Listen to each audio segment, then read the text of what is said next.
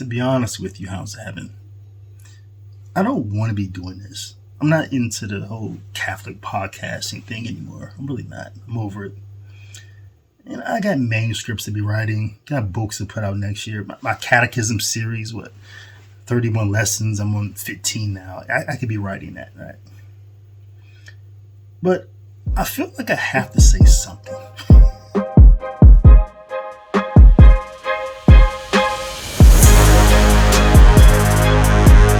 Because Catholic social media is a very sick place. Reason why I got off of it like full time. It's sick for a couple reasons. First, you have on Catholic social media, you have a lot of fear. There's a lot of fear. You have people who are fearful of saying the truth or saying the right thing because they fear losing something. Either they fear losing you, subscribers. They feel like they say, oh, if I say the wrong thing, people unsubscribe from me, right? Because you guys do that. People do it on this channel. Like, oh, David Gray, I don't like what you said. I'm going to unsubscribe. What's taking you so long? What's taking you so long to unsubscribe? The button is right there. You got the wrong one, man. Like, I don't care. I don't have that personality quirk that needs approval and validation and acceptance. I don't need people to like me. I wish I had more of that, where I really cared what people thought about me. Maybe some parts of my life would have played out differently, but that's just, I don't. Right? So people say, why do you feel like you have to say, why do you have to post a comment? I'm unsubscribing. Bye. God bless you. But you do have a lot of social media content creators in the Catholic space who do care about that, they do need you to like them, all right? So they're fearful of saying the right things. They don't want to lose your support. Then you have people who are fearful because sometimes they're a priest or they're a deacon and they feel like, oh, if I say the wrong thing, I'm going to get reprimanded. I'm going to get canceled. Legitimate fear. I get it. But that's why there's a lot of fear out here. The other sickness in Catholic social media space is that you have a lot of cults out here. You have a lot of sacred cows. There are some people who you're just not allowed to criticize or critique either what they say or what's coming out of their person. Right? And we know this because on Catholic social media space, you have a lot of Catholics out here that say, well, I stand with this person or I stand with that person. What they never say is that I stand with the truth. We don't stand, and it's something that I think is rather beautiful about Dominican spirituality and our insistence on veritas, our pursuit of the truth. It's not about a person, because the ultimate truth is a person named Jesus Christ, and that's the only truth. People we don't stand with. Truth we do stand with. So people say, oh, I stand with Bishop Strickland, or I stand with Father Frank Pavone, whatever. That's the wrong attitude. We aren't cults. We don't follow cults of people. Can't be like that. But that's another way by which social media is sick. So you have very few people out here like me that will say what just needs to be said. Very few people out here who just give zero ducks about what you think about them. They're just going to say the truth and just leave it at that. So sometimes I feel like I have to say some things that no other person is going to say. And to be honest, Hounds of Heaven, I don't know why people keep digging themselves in holes. Like, you have a guy that's, he's like 6 feet into the hole. And he just keeps digging, right?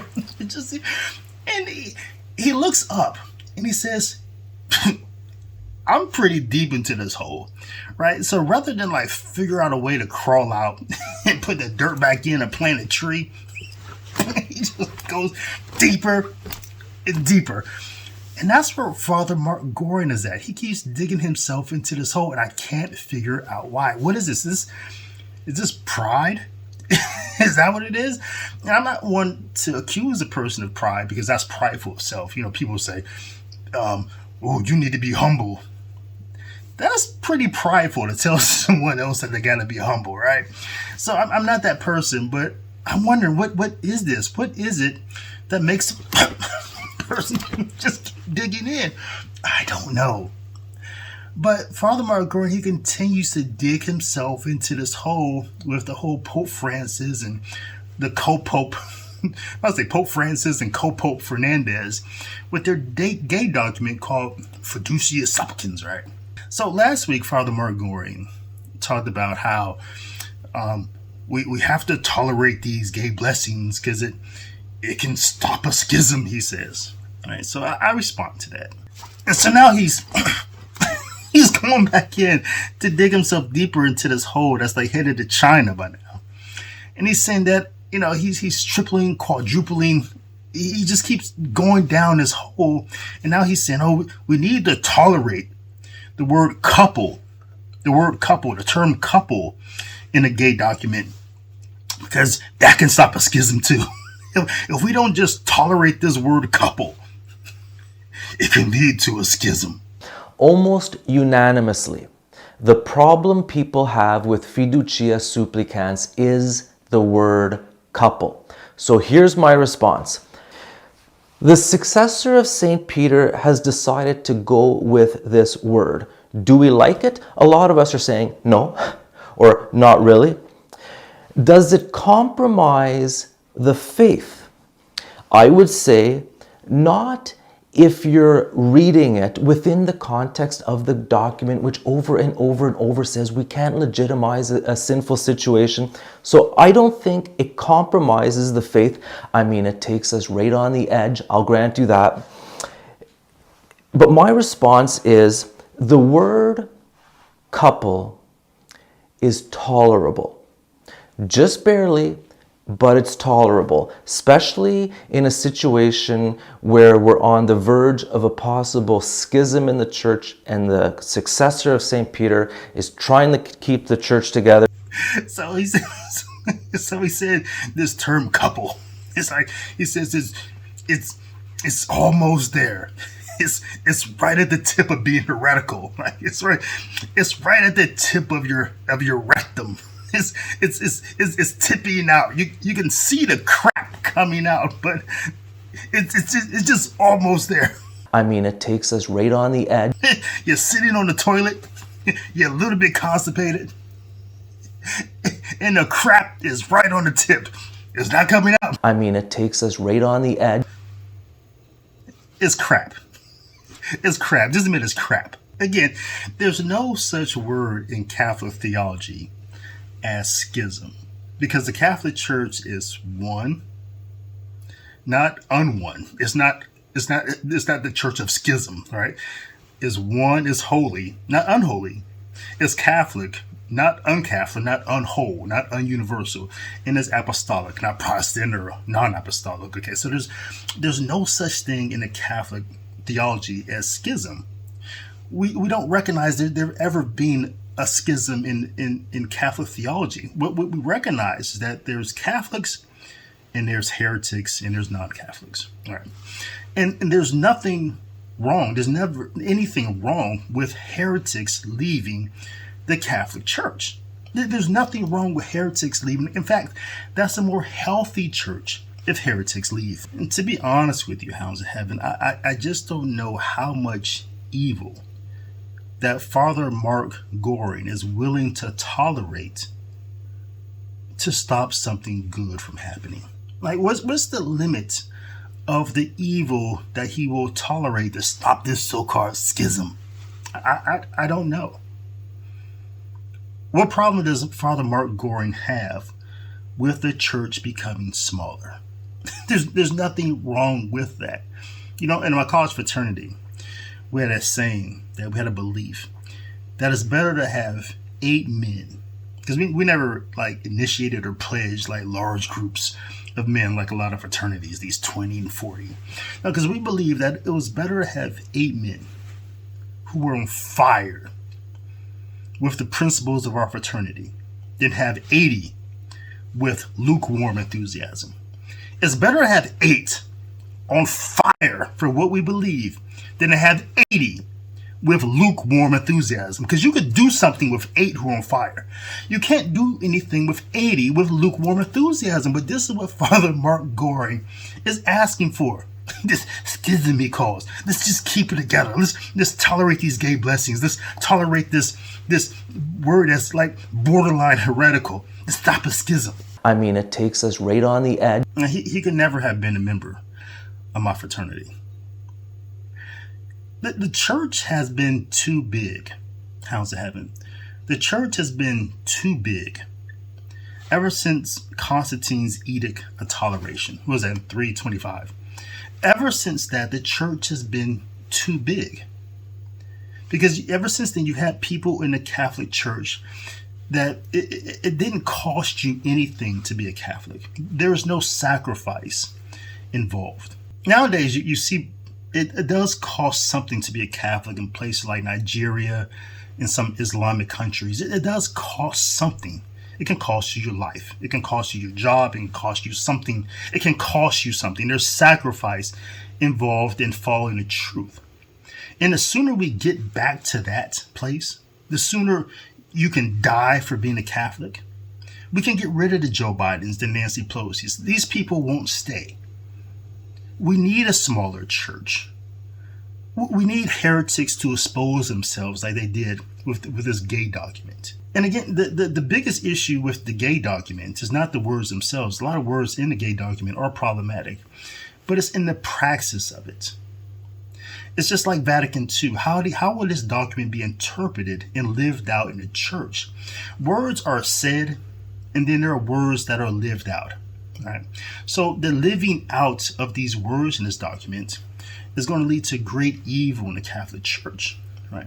So we don't look at it in that sort of myopic sense and just in the letter of the law. No, it's the application, it's the praxis, and that's the problem that Father Mark Goring doesn't see. Pope Francis prefers a word that errs on the side of kindness and mercy and is less severe and strict.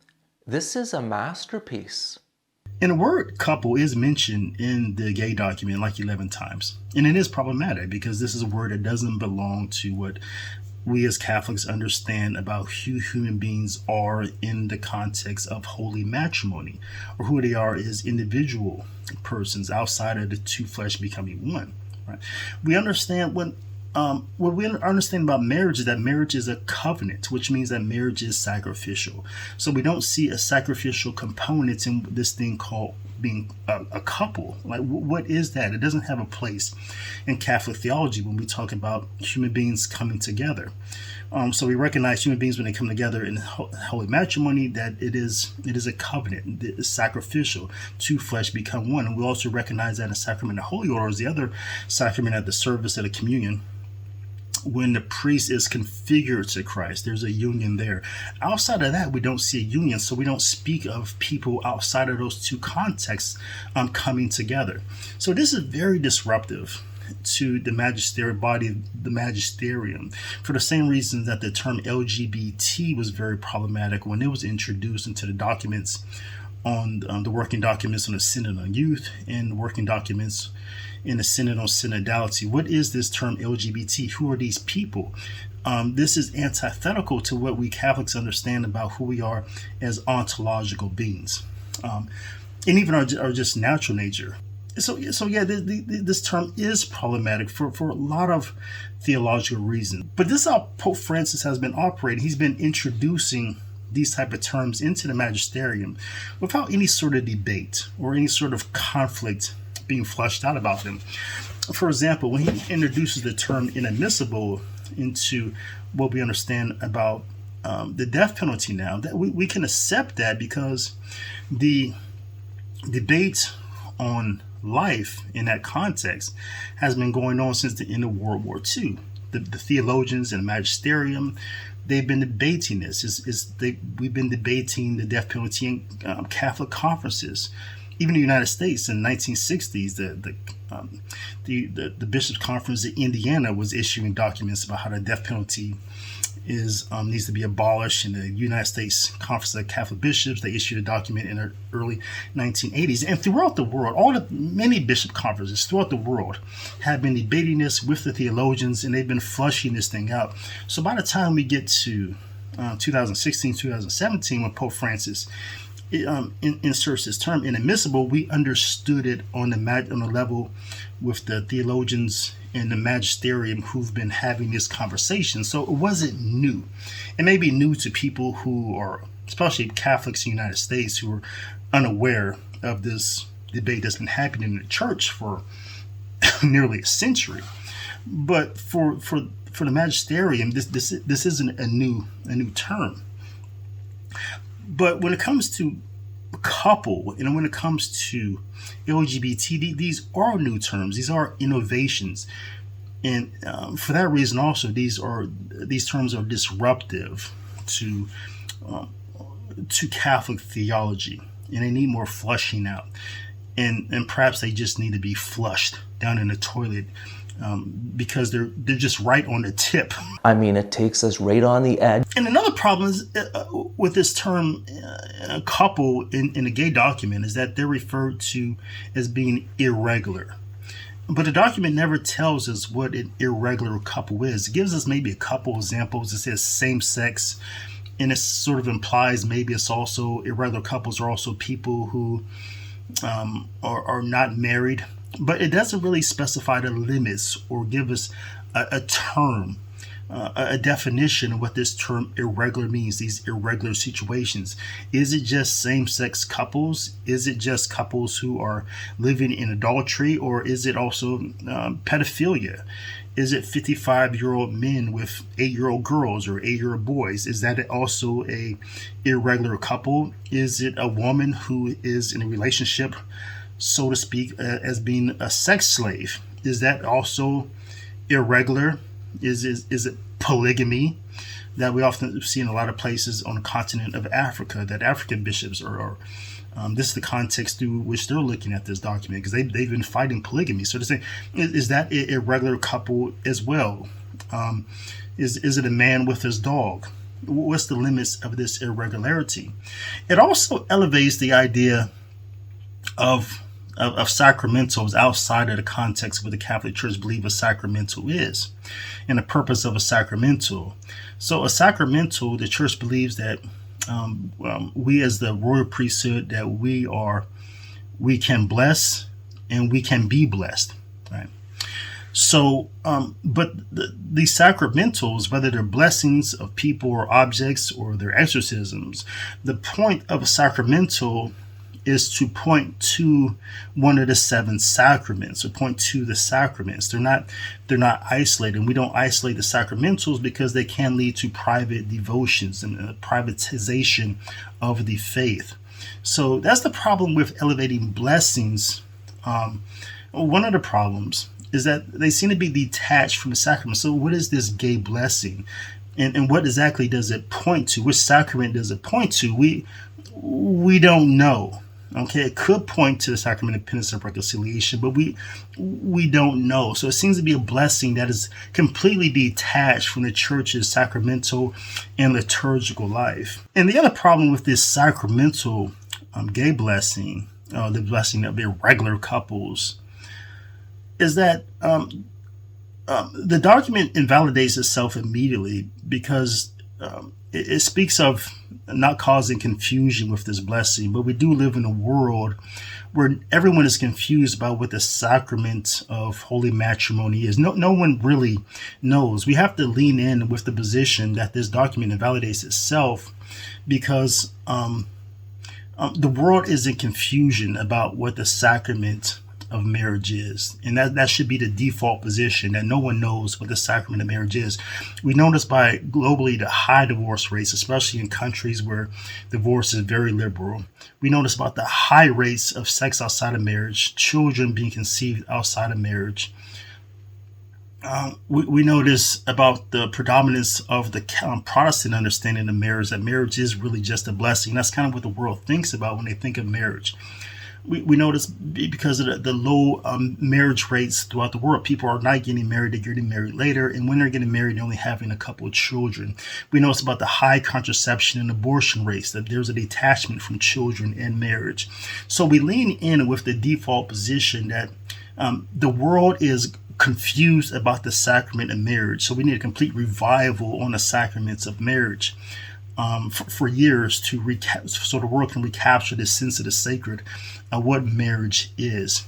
So that's the other reason why this document is completely problematic and how it really just invalidates itself. We don't live in a world where people are not confused about the sacrament of marriage on so many levels, many of which I just outlined. The world is confused about what the sacrament of marriage is. So when Father Mark Goring, he's talking about this idea that we have to allow this term irregular couple, this gay couple, we have to tolerate this, even though it's right at the tip of the anus. I mean, it takes us right on the edge. So what he's talking about is an old idea in we'll be used to thinking about moral theology that we don't believe anymore. This idea that the ends actually justify the means.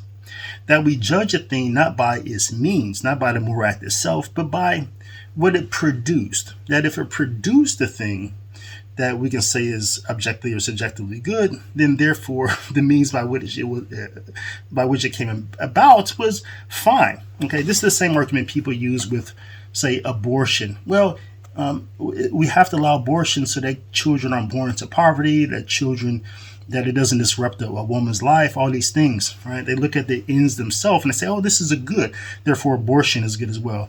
And this was the same thing that Father Mark Goring is saying. This is really a heretical position. This is not what we believe about Catholic moral theology anymore. You find this a lot with the scholastics. St. Thomas Aquinas, he uses this, the ends justify the means arguments all the time, because that's what we used to believe. But there was a shift in the Catholic moral theology beginning in the 1900s. First, we began trying to move away from scholasticism and try to frame a moral theology that's based upon Scripture alone. And for obvious reasons, that did not work. Scripture alone, to create our moral theology, that didn't work to reform it. And so what we see in Veritas Splendor from Pope John Paul II, Pope John II, was an idea that we could take the Gospels and we can take natural law. Now we can understand moral theology through the light of Christ. And so one of the things that's just antithetical to our understanding moral theology now at a Veritas Splendor is that the ends do not justify the means. Now we look at the moral act itself. Is that true or untrue? Okay. And so when it comes to these gay blessings, the moral act itself, we say it's wrong. Therefore, it cannot produce a good, such as stopping a so-called schism. Okay, so it's not the ends. So So we have a priest who's very popular on social media, has a large following, who's out here teaching a false moral theology, saying that the ends justify the means. And so the question is, I'm wondering how much evil will Father Mark Goring tolerate to stop what I think is an objective good, which is a smaller church. How far willing is he to go to dig himself into this hole to promote this false moral theology that the ends actually do justify the means? And as I said, we just have to get back to the smaller church, right? And I don't know what's wrong with that. And I really don't understand why he's trying to stop the birth of the smaller church.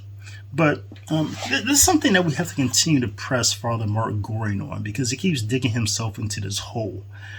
And we have to encourage him to stop talking so much and really begin listening. And that's the other problem with social media, Catholic social media.